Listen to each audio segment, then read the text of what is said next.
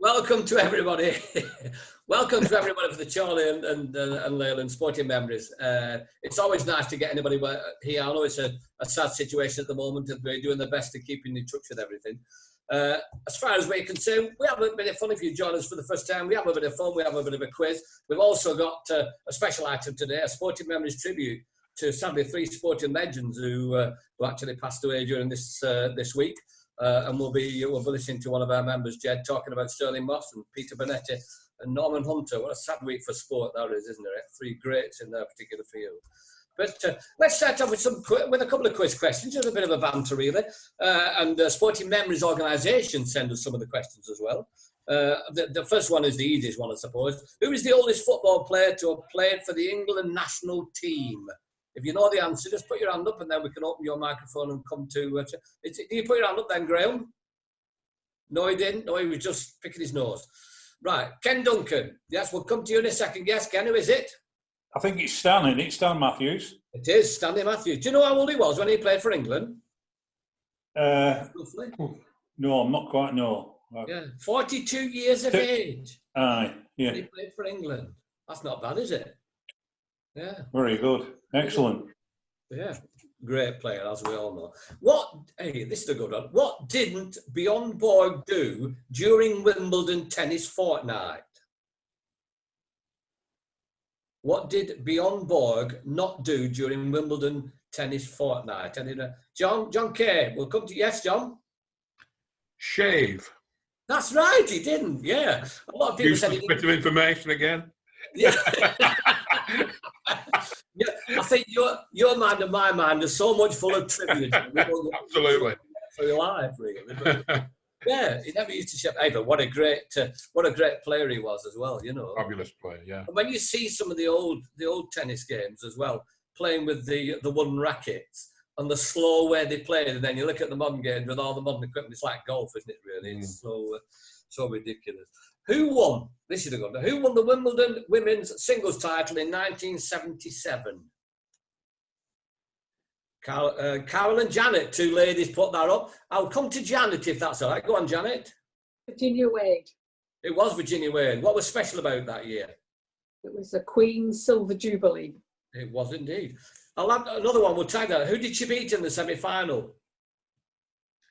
Pass. All right. Carol, you know, John knows, I know. Put your hand down, John. I'll ask you in a minute. Carol? I don't know.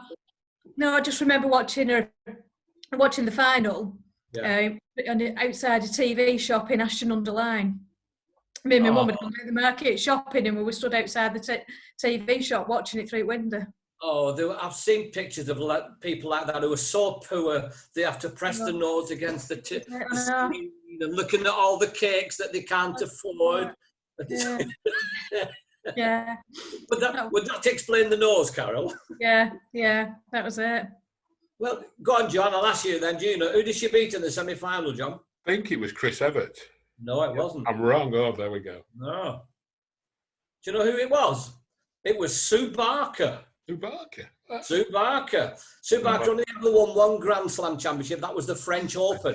And everybody on Question of Sport, they sometimes talk about, obviously, you know, the Virginia Wade, and then they all say, and then one of the captains usually say, "Oh, who did she beat in the semi-final?" Just to get back at, and it was Sue Barker. So Sue Barker said, yes, everybody in the world in Britain talks about that match, and every time they mention it, I sit there thinking that could have been me. That could have been me. Television one. Who played Bet Lynch in Coronation Street? Who played Bet Lynch? Carol. We'll go to Roger. Roger, the choir boy. One of the choir boys is in. Yes. I'm not singing it.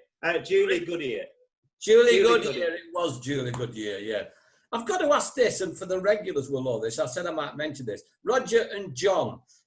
We both know each other, and you mentioned it on one time that you're mates together. And did you say you used to be choir boys together? We did indeed. Right. Yeah. In St Andrews in Ashton. St Andrews. So how old were you then, Roger? Probably about 10, something like that. You mean you've known John Kay for all that time? With a lot of gaps in between. I can't can't imagine you two. I can't imagine you two as angelic choir boys. Oh, we were, It definitely. would, Yeah. definitely. Yeah. With high soprano voices. That's right, yeah. John's still got it.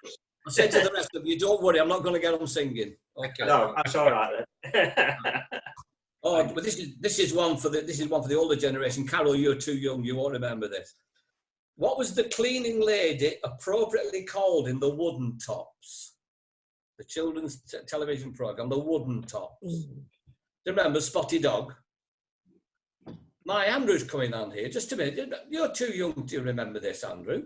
I'm guessing something like Mrs. Mop. No, it wasn't Mrs. Mott, but you're not far off. No, never know. She was called Mrs. Scrubbit.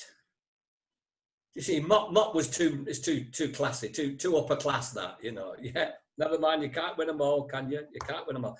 In the Blackadder TV series, what vegetable is Baldrick obsessed with? What vegetable is Baldrick obsessed with? Yes, Martin. Yes, It's Martin. a turnip, isn't it? It was a turnip. Turnip. What did you think of Martin? What did you think of the series? Did you like Baldrick? Was that your sense of humour? Would you, you know, that series? I used to work with him. with Tony with what's his first name? Is it Tony Robinson? Tony Robinson. No, we had a guy whose name was Baldrick. Oh, That was his name. He was not best pleased when that series came out. oh God! I bet he got some stick, didn't he? He won it once or twice. It was mentioned. Yeah, and he did not like it at all. Okay. Mind you, then again, everybody had nicknames in the days when I'm just thinking, in the days when I worked, the last time I had a proper 9 to 5 job was the 15th of December 1978. That was the last time when I was in the civil service. I was clerk of the court at Wigan County Court, and people say, "Why do you remember the day?" I said, "Well, I was the chairman of the escape committee." On that day. And that's when we turned fully professional with the Horton Weavers, but that's a long time ago. That is a long time. Sorry, John, you wanted to say something, John? Yes. What do you mean, am I out? Yeah. Yeah. You know why you got out of the court service? I qualified as a solicitor in December of that year, and therefore you obviously decided to get out the following year. You know, coming. I didn't like mentioning that. Did you like John. to say that? Did you? What radio station used to be called the BBC Home Service? It's new name now, but what did you see? Billy said, David Drake, are you into that, David? Is it the light programme? No, it wasn't. That's Radio 2. No? Anybody know? Sorry, John. Yes, John. Radio 4. It's Radio 4 now. What was it called before? Oh, sorry. Forgive me. Sorry. No, what was it called before? Home Service. It was the BBC Home Service. In the end. Just one more question, then we'll go on to our topic. We'll go on to our guest presenter. I've got a lovely story with this as well. How many blows on the whistle indicate that a ship is about to reverse? Does anybody know that? It's an international one, obviously. It has to be an international one. I can't believe my son's holding his hand up. There are other people involved here, Andrew. He's smiling as though he knows. Keith, just a minute, Keith, with the general knowledge question. This could be momentum. I'll write the date down. Go on, Keith. How many? Well, with it being a nautical one, I was in the Lac Boys, but I don't know the answer. But I'm guessing that Graham Lockwood should know the answer to this question. He's shaking his from head. His former background. Oh, did you not know it, Graham? Air Force, aren't I? Say again, Graham. I'm Air Force, not Navy. He's Air Force, not Navy. You see, Sorry, Air Force, Keith, Air Force is aeroplanes, Navy's boats. Yeah, sorry, I thought he on the high seas. Sorry, wrong guy. So we've gone from the black boats to the Navy to the Air Force, and we're talking about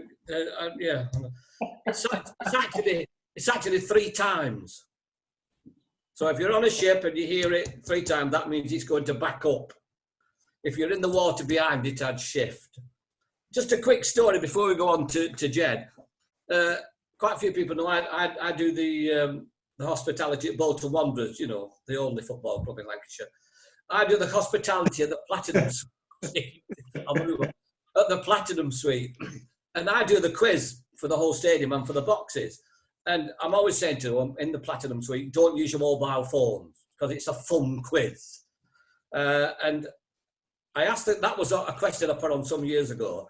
And I'm chatting to some of the people, the corporate people on the table. And this guy came in and sat down and he was crying with laughter. And I said, what are you crying for? He said, I've just seen the funniest thing ever, Norman. There's a gentleman outside the room next to the gents, huddled in the corner with a mobile phone. And he said, and all I heard was, and I'll take out the swear word, he said, you don't know? What did he teach you in the bloody Navy? And he'd actually phoned his son up, who was at Portsmouth, to find out what the answer to the question was.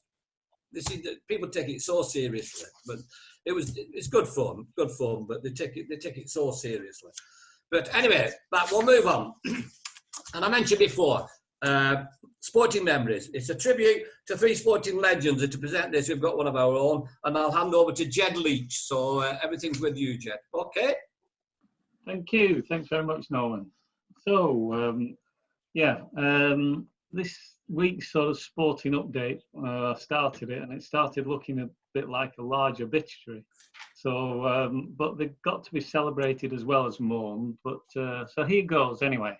So the other week, as I was saying, we said goodbye to Peter Bonetti at 78. Wonderful man, a wonderful footballer.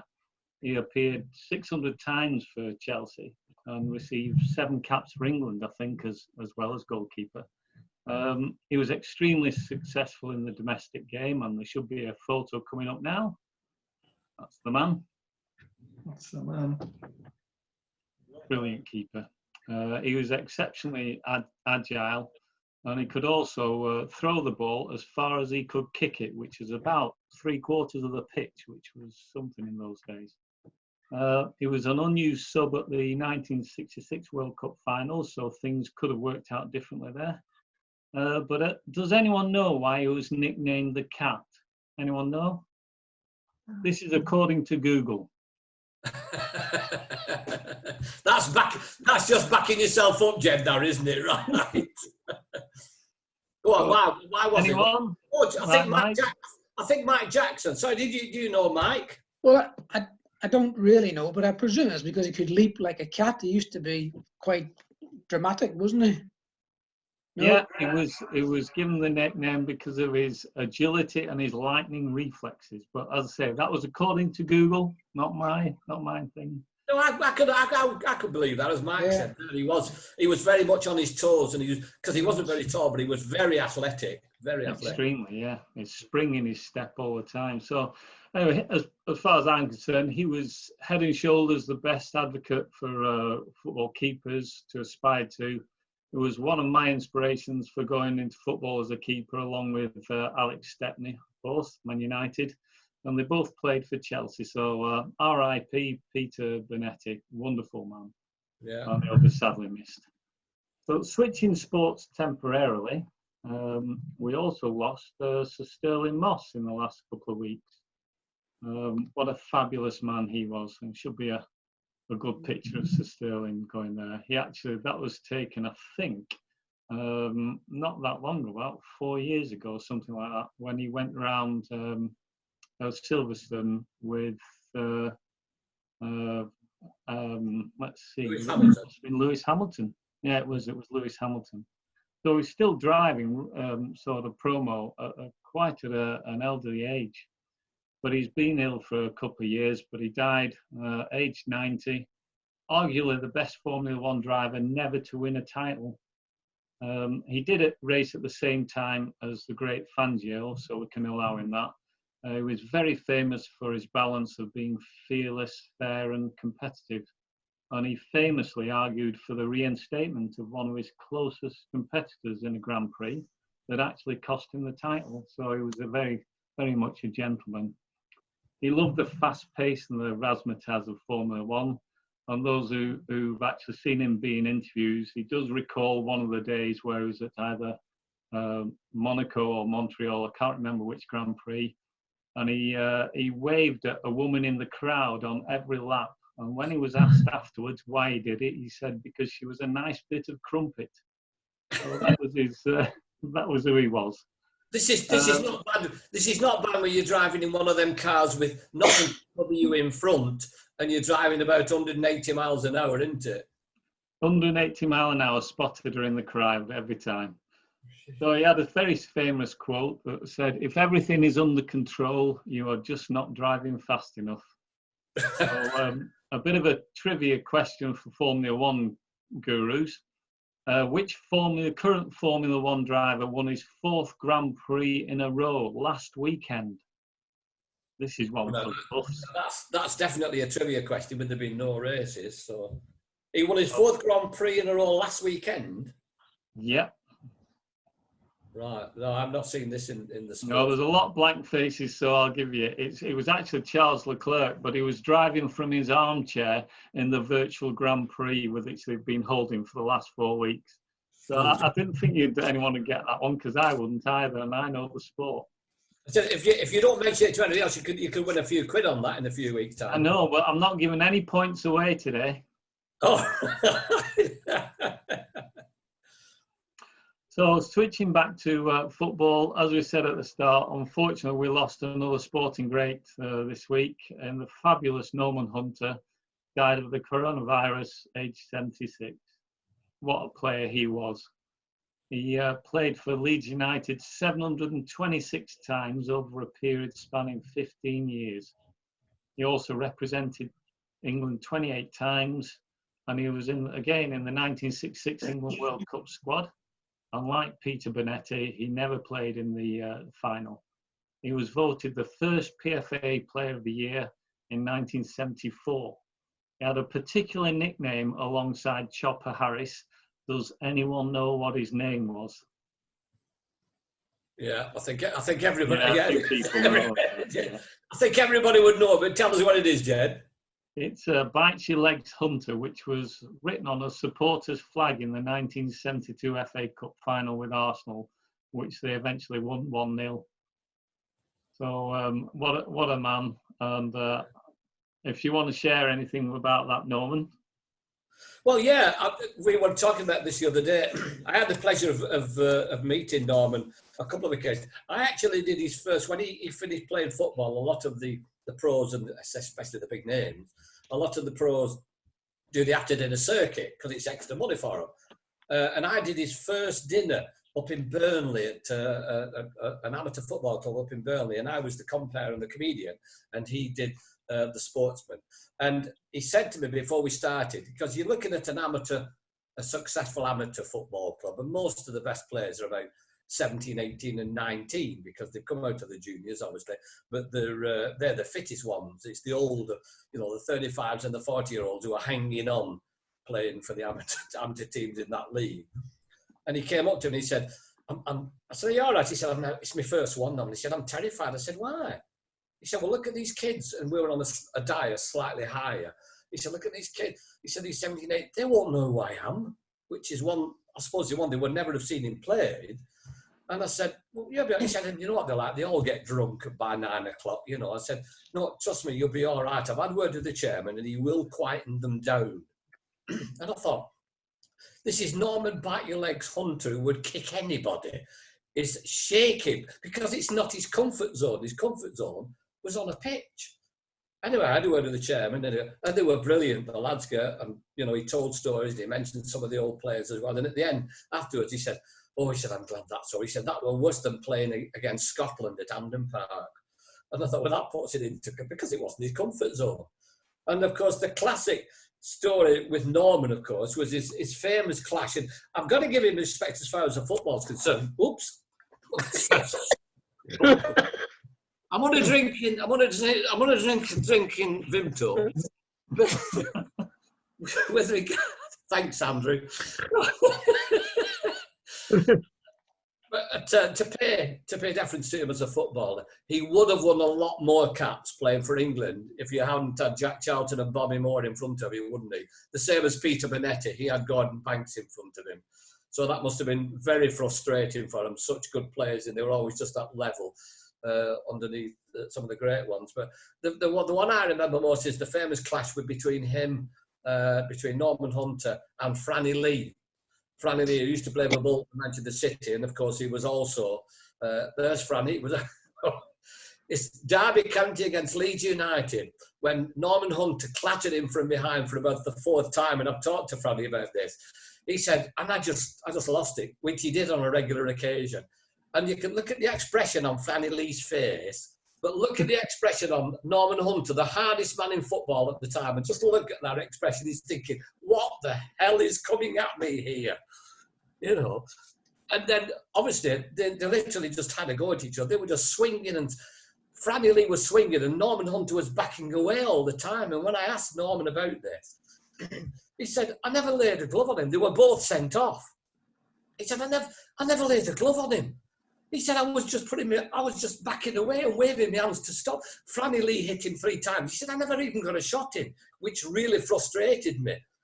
And when and I talked to Franny Lee about this, and he said, when they were walking off, Franny Lee was about 3 yards in front, and all the fans were jeering him. And he looked behind, and Norman Hunter realised he could now get his own back. And he chased after Franny Lee. Franny Lee said, I ran straight off the pitch into the home dressing room, locked the door, and that didn't open until half-time when the rest of my players came in. But that was the way it was. It was just so competitive in them days. But two great players, you know. But have you anything else to add, Jed? Oh, I said, well, we've got another picture. Just got another photo. Yeah, we have got another photo. How about this? There's always some people who will make money out of it, aren't you? And I was thinking, God bless him, I was thinking if I'd have found that earlier, I would have sent that picture to Norman and said, you know, you did get a blow in, you did get one in, you didn't feel it, but you did get one in. But we were laughing and joking about it. That was the Sabutio version of it, but there's always somebody. Sorry, anything else you were going to say, Jen? Just a couple of things. It's off to the tune. So it's a shame Ian's not here because I did this for Ian, Mr. Wilson, but he doesn't seem to have dialed in today. Yeah. So it's a case of will he, won't he? Will Mike Ashley sell Newcastle or not? That's the thing. Most supporters would. I think since you wrote that, I think the deal has actually been agreed. It's meant to be agreed, but there's agreed because it's the Saudis, isn't it? So well, it's the fit and proper thing as well, isn't it? Yeah. They've got to go through that. We'll have to see, but I think it's better the devil you know, because you never know. Instead of Newcastle brown ale and a Mars bar at half time, they might be all drinking Arabic coffee and dates. But we'll have to see that one. Can you see any Geordies at a football match doing that? We'll have to see Ian for that one. So finally, does everyone remember what was happening 50 years ago in April in our English League Division 1? You probably know who won that season, 69-70. It was apparently Arsenal, and when they won 1-0 away at Spurs, that was one of 9 1-0s for the Arsenal, which is where the saying gone. Anyone remember who got relegated that season? Well, I know because, we've got Janet. Yes, Janet. Blackburn Rovers. It was actually, according to Google, Burnley and Blackpool. Oh, right. Yeah, that's according to Google. I was going to say this. I was going to say you'll be really happy, Janet, because it wasn't Blackburn. No, it wasn't Blackburn. It was 2 other northwest sides who got relegated quite early on as well. So that was a sad one. So anyway, that's all for this week. Hopefully next time we do an update, it won't be as many obituaries and we can celebrate something else. All right, Norman, back to you. Thank you very much indeed. Yeah, thank you very much indeed. That was great, Jed. You're welcome. And well done, Jed. Sorry, as Keith mentioned earlier on, if anybody else has got any items they want to bring forward, any subjects they want to talk about in future one, besides our guest that we hope to be getting, anybody else who wants to, talk through the highlights, as long as it's not anybody talking through a particular season of Blackburn Rovers, I don't mind anybody coming on, really. But I don't want to go through that one, for about 40 minutes. But much as I love you, Janet, I don't want to listen to it again. I've got to tell you a story, Janet. I was invited by a friend of mine who was with a company who sponsored one of Blackburn's games. It was Blackburn against Liverpool.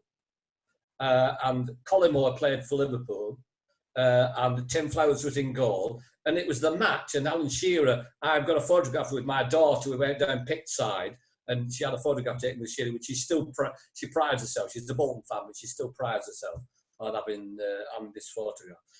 It was the incident where Tim Flowers marked his goal area out by digging a rut in the middle of his, they sometimes mark on the end of the goal area. They mark the right-hand side and the left-hand side to give them the width of the goal if they're out of it. And he put a rut in the middle. And it was the one where Colin Moore hit a shot from about 40 yards, and it dribbled along the floor. Tim Flowers went down on one knee to pick it up, and it hit the rut and went straight over his head. Yep. And sorry, you were going, John. You were saying, John. Were you there, Janet? No, I wasn't there, no. Oh, you see, you only remember the good times, you Rovers fans, don't you? I've said to Tim a couple of times, the first time I met him, I said, well, and he said, before you mentioned it, Norman, he said, nobody remembers the great things. They always remember the boobs. They always remember the things that they're wrong. But I felt for him on that day. I really did. I really did. It was just one of those things. We usually have a subject we talk about, and it's always difficult picking a subject. And I was trying to think of one which really can encompass everything. And I'm talking about... Keith wants to come in, Norman. Keith wants to come in. Oh, sorry, Keith. Did you want to come in? Sorry, Keith. No, I want to read. I think Prima had his hand up. I'm sorry. I need to go. Prima, did you want to come in on the topic? I will tell you a little story. Yes, Prima. Can you hear me okay? Yes, we can hear you quite well. Right. I'd like to take you back to the 1971 Gillette Cup final, Lancashire versus Kent. Yeah. And with my job at British Leyland, one of the customers in Leyland said, I can get you 2 tickets. I said, how lovely, my son of 7 years would be delighted. But I was surprised because this guy is not a cricket fan. So anyway, he said, I'll post you the tickets in good time. So the match was getting nearer and I didn't receive the tickets. Then he rang me to say, I shan't send you the ticket by post in case you don't get it. I will arrange for someone to meet you outside the Lord's cricket ground on the morning of the match. You can have a little giggle if you like. So you can imagine meeting somebody on the morning of the match on the cup final day outside Lord's. So however, I took my little son and went up to London, and lo and behold, the man was waiting for me and he had the envelope with him, and you can imagine my relief. So with the envelope, I charged into the turnstile and hand over the tickets, and the turnstile man said, sorry man, you can't come in with these. You can come to any county match, but not for the cup final. So you can imagine how can I explain to a 7-year-old son, he was carrying his lunch in a bag and waiting to go into the match. So I was disconcerted. You can imagine how dejected I was, walking around the ground, and then I came against the main gate at Lord's. And there I spotted Peter Lever talking to some people by the gate. And I shouted, Peter, Peter, and I charged towards him. But at this point, I must tell you that a few weeks back, Peter played in my team at Leyland against Lancaster. And Peter and I had a few beers late into the night, so there was a semblance of recognition. He looked at my son and he said, bloody hell, when I told him the story. So he said, hang around here, I'll see what I can do, but I won't promise. You wouldn't believe me, after 10 minutes, one of the substitutes came running to me and said, you are lucky, Jack Simmons had a spare ticket. And that is how I got into the ground. And I was lucky because Kent won the toss and decided to put Lancashire into bat. But if Kent batted first, I would have never met Peter Lever standing by the gate because he would be limbering up to open the bowling. So I had the luck of the toss as well. So here was a man walking around the ground on the street of Lords, and the next minute I was seated, thanks to Peter Lever and Jack Simmons' ticket, I was seated right behind Clive Lloyd's wife with a large gin and tonic in my hand. Brilliant. So that's one of my sporting memories of 1971. Oh, that's a brilliant story. That really is, Prima. So That really Peter is. Lever, you can imagine the amount of compassion and the consideration he had when he Yeah. had focus on the morning of a big match. So I can't praise him enough. And the match was a wonderful match where Lancashire was losing.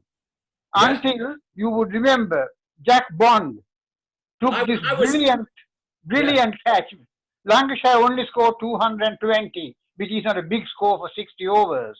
No. And then Kent was marching towards victory, and their overseas star, Asif Iqbal. It was Asif Iqbal. Asif Iqbal, he got 89. Yeah, I was there, Prima. I went to the game. But you once sat behind Clive Lloyd's wife, were you? I was.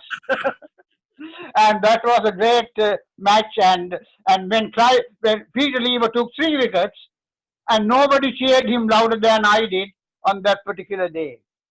That's brilliant. That's brilliant. Yeah, I was going to mention the Jackie Bond cat. Asif Iqbal was knocking it all over the place, and we were sitting there saying, "Oh, we're gonna lose it." We were in front of the Lord's Pavilion, and we said, "We're going to lose this." And then he hit it to bid off. And Jackie Bond, Jack Simmons. Yeah, he was not noted for his fielding, was he, Prima? Not at all. And he leapt like a salmon and took this wonderful catch.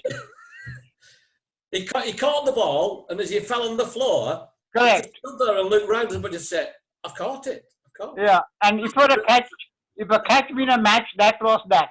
Yeah, that's a brilliant memory. That really is. And again, as you said, quite right, Prima, showing that people care. Peter Lever went to the trouble. How wonderful for him to be able to do what he did to me. I think he felt sorry for my son who was there with his lunch in his bag. Yeah, that's brilliant. That. While we're on there, rather than the subject, I was going to talk about films, but I'll just put that on one side. Has anybody got any? We've all got our sporting memories. Excuse me, of certain things. Has anybody got one sporting memory that stands out, or something that perhaps the first match, or the first cricket match, or football match, or whatever, or the first memory? I mean, when we talk with Stephen Maggs, we talk about Steve's career, Maggs. And obviously you used to go to a lot of the games with Steve as well, and of course, with him being such a hero, of course, and superb player, you obviously have the best seats in the house, of course, but... Norman, yes. I'm sure Maggs will tell us about a trip, a visit to a match. Sorry, we lost you then. Wigan. Wigan. Oh, yeah. Ask Maggs about a match at Wigan. Hang on, I'll just plug it in. You can just plug what in? I was running out of battery. You're running. I've just started 3 lines there, Maggs, I'm not going to use, but go on. So, One time, Stephen was playing for Walsall, and they were travelling down to play at Wigan. So I said, because we were living there, I said, I'll drive down, and then after the match, we'll go and see my mum and dad living in Longridge. So I drove down, and I parked up, and I thought, oh, I've parked up all right. There's quite a bit of crowd, but I got a good parking space. So I followed the crowd to the ground, and I went to the ticket office, this guy, and I said, have you got any tickets in the name of Elliot? So he had a look. He said, no, sorry. I said, oh, are you sure? And I said, because I'm not paying to watch him play. He said, oh, I'll have another look. So he couldn't find it. He says, I'll tell you what. He said, I've got a ticket in my top pocket. If nobody claims it at 5 to 3, you can have it. And I'm thinking, I bet that's my ticket. He said, well, just go down that other side. He said, and they have some tickets. And if not, just come back for this ticket. So I went down the other side, no tickets. I went back. I said, can I have that ticket from your top pocket? So he said, yeah, no problem, no problem. So I got the ticket, went through the turnstile, sat in my seat, and I thought, oh, Wigan are out. I thought, Walsall will be out soon, warming up. Look round the ground, rugby posts. It was a rugby game. It was a rugby match.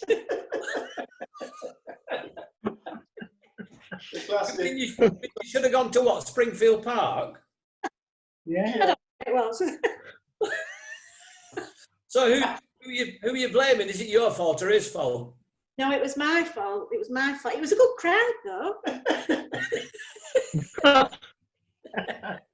Brilliant. I had to leave past the guy to get out the ground who gave me the ticket in the first place.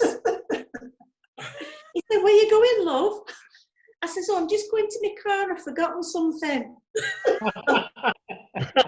I managed to get to the football ground around about half time. So I got my ticket and got it straight in. So after the match, I went to the players' entrance where I used to wait for him coming out. And the first guy that came out was Mark Rees. And he had a column in the local paper, the Walsall Advertiser.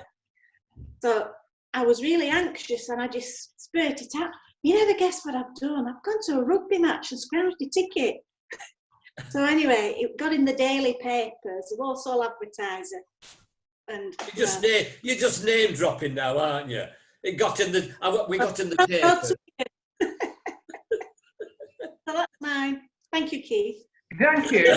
It wasn't. I would never have mentioned that. I would never have mentioned that, Max. You know, because I hate embarrassing either you or Steve. Yeah. That's a lovely story. That's a lovely story. That. So I presume Steve reminds you every so often, does he? When you mention when Walsall comes up all Wigan. That's wonderful. That's great. Thanks, Mike. Right. Anybody else? Any great memories? We all support our teams. We must have great memories. Martin, yes, Martin. Yeah, Fulham Prima back to 1971. First time I ever went to London to watch North End at Fulham. John will remember we'd been relegated the previous season and we went down. The coach left Preston at 6 o'clock in the morning for a 3 o'clock kickoff. And we got dropped off at Victoria coach station at 1 o'clock. It took 7 hours. There's, of course, no motorway all the way through then. And 14-year-old, gang of us, nobody had ever been to London, but somebody must have known what we were doing. We got on the underground and all excited, sat down, and directly across from us is Alf Ramsey. Sat directly across, on the underground, England manager in 1971, and he's having to get the underground to Fulham.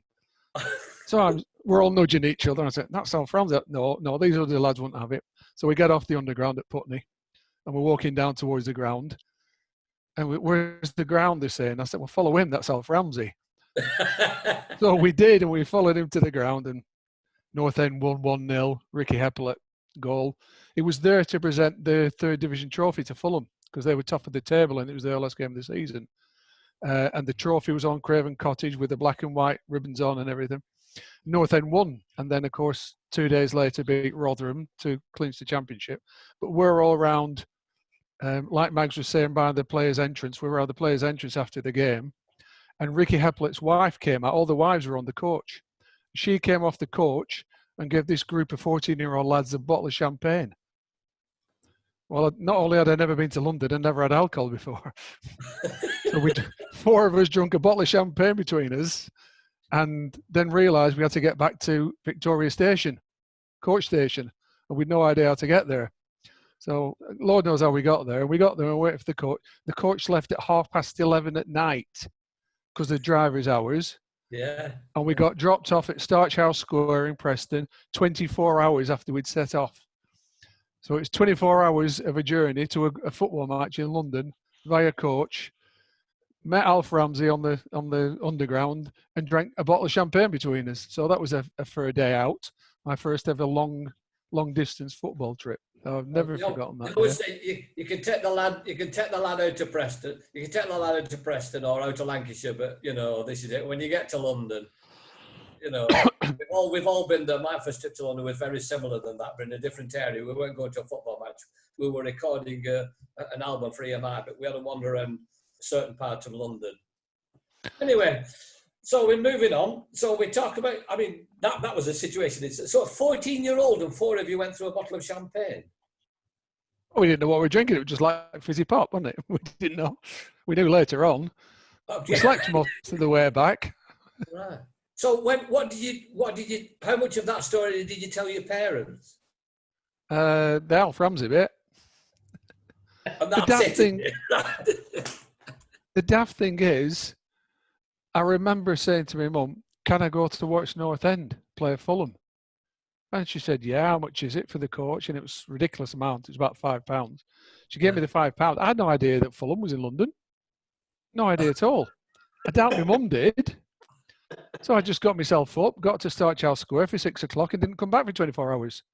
So, and I remember the next morning, I was up about 10, because I never slept, even as a kid. And my mum said, "Did you have a nice time?" And that was it. That was the whole, that was the way it was. Looking at a caring parent here, did she send a 14-year-old boy together with 3 14-year-old mates with no adults at all? Yeah. And as far as I can remember, no food, no drink, nothing else. We must have had some money. We must have done. But I do not remember eating anything on that trip. We talk about the kids today who go to school and want to be picked up every day. They want to be driven to school. They want to be picked up by the 4x4s outside the school gates. And you've got somebody like Martin who'll go all the way to London. Mind you, again, I bet it was an experience, isn't it? Oh, it was an experience, all right. Yeah. And you won as well. So you won. And we won as well. Yeah. That's brilliant. That's brilliant. Anybody else before we go? Anybody else? Mike? Yes, Michael? Yeah, can you hear me? Yes, no problem. Yeah, right. When I came to England to university, in the first year when I was here, I decided I wanted to go and see a football match. I had a girlfriend at the time and we both went to see Liverpool versus Ipswich at Anfield. We went on the coach. It was a great game. It was a 5-2. Sorry, Mike, which university was it? At Lancaster, sorry, at Lancaster. So where were you living? You were living in Lancaster? Living in Lancaster. I was on first year, I was in the halls of residence.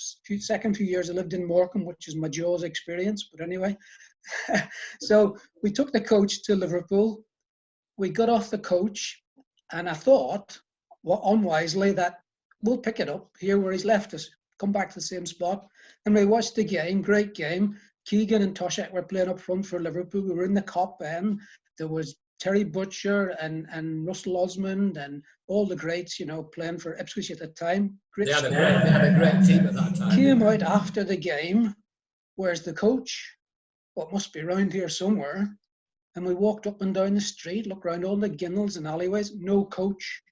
And we ended up having to get home without a coach. Now, the big thing was we had no money between us.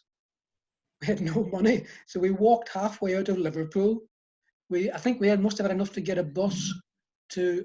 We got the bus to Preston. That was my first time in Preston because I remembered the bus station, and that was the money gone. And then from Preston we jumped in a taxi. What else could you do? And we drove all the way back to Lancaster University. And when we got to the halls of residence, I had to say to the coach, the taxi driver, "Can you just wait a minute? I've got to go up to my room to get some money." And luckily, I had enough. That was 20 quid fare from Preston to Lancaster University. But it was a traumatic experience, I can tell you, when I came out of that ground. Yeah. Well, I must admit, without being anti-Scousery, and I imagine walking out of a football ground in the middle of Liverpool with everybody there, and you're thinking, which way do we go? I mean, they're very friendly people, and I'm sure they would have helped you, but, Yes. And how old were you then? University? 18, just going to uni. Still a scary thing though, isn't it, Mike? It is, and your girlfriend with you as well. I was lucky I had a girlfriend, actually, because it'd be even scary if you're by yourself. Was she impressed about the way, the date and the fact that you took her to a football match? Not really, but I was playing football for university at the time, and this was a Saturday off, so I think she'd never been to see a game. So she took the opportunity to go, and I think she might have thought she might have been seeing a bit more of Liverpool than just Anfield. But still, yeah, memories. That's what we're all about, isn't it? It's the memories, and it's It the fact is. that it's the fact that we can all sit and talk to people. And sadly, the people that we want to talk to. Oh, sorry, Stephen Maggs. Did you want to say something, Steve? Yeah. Yeah, go on, Steve.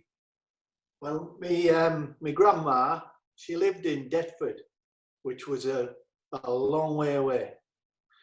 And there was about 10 of us playing football, and we all went into the Millwall ground, and there was nobody there, and we all jumped onto the bar, and we just ran away, and then that was it.